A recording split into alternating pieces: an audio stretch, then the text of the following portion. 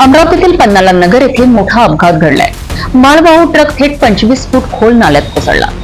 चालक आणि वाहक गंभीर जखमी झाले, परंतु या अपघातामागील खरी कारण काय आहेत?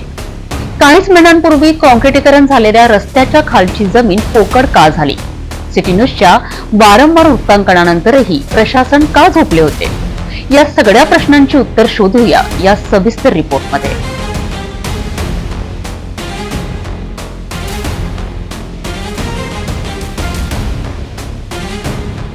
17 मार्चला अमरावतीतील पन्नालाल बगीचा जवळील मोठ्या नाल्यात मालवाहू ट्रक कोसळून चालक आणि वाहक जखमी झाले।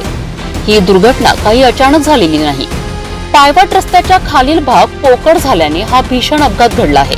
विशेष म्हणजे काहीच महिन्यांपूर्वी इथे रस्त्याचे काँक्रिटीकरण करण्यात आले होते, मात्र रस्त्याच्या आतील भाग संपूर्ण भुसभुशीत राहिला। इतकंच नव्हे तर अनेक वर्षांपासून या पोकळ जागेत डुकरांनी आपले वास्तव्य केलं होतं। डुकरांनी रस्ता आतून कोरल्याने तो पूर्णपणे कमकुवत झाला होता। सिटी न्यूजने वारंवार या धोक्याची बातमी दाखवली। नागरिकांनी प्रशासनाला वेळोवेळी याबाबत सूचना देखील दिल्या होत्या, मात्र मनपा प्रशासनाने या गंभीर समस्येकडे दुर्लक्ष केले। अखेर या निष्काळजीपणाचा फटका एका ट्रक चालकाला बसला। या अपघातानंतर सिटी न्यूज प्रबंध संपादक डॉक्टर चंदू सोजतिया यांनी थेट मनपा आयुक्त सचिन कलंत्रे यांच्याशी संवाद साधला। त्यानंतर 18 मार्चला आयुक्तांनी घटनास्थळी पाहणी केली। त्यांनी स्पष्ट केलंय की आगामी काही दिवसातच पन्नालाल नगर येथील नाल्याच्या भिंतीचे मजबूतीकरण आमदार सुलभा खोडके यांच्या निधीतून करण्यात येईल।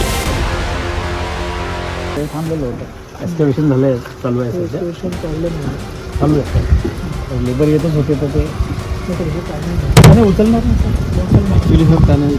नाही। इकडल्या बाजूला मोठा रोड आहे सर, आता इकडून करा, आता इकडून काम करतो आम्ही।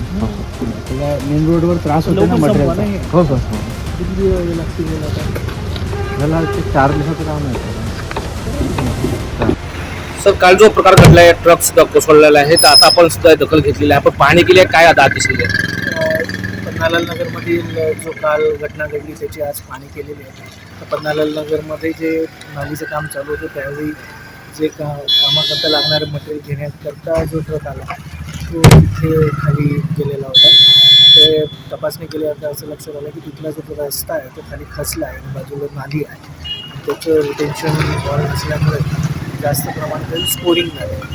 तर त्यानुसार आता नवीन एस्टिमेट करायला सांगितलेलं आहे, त्यानुसार आपण कारवाई केली। या दुर्घटनेनंतर अखेर प्रशासन जागं झालं आहे, परंतु प्रश्न हा आहे की एक अपघात घडल्याशिवाय प्रशासनाला जाग येणार नाही का?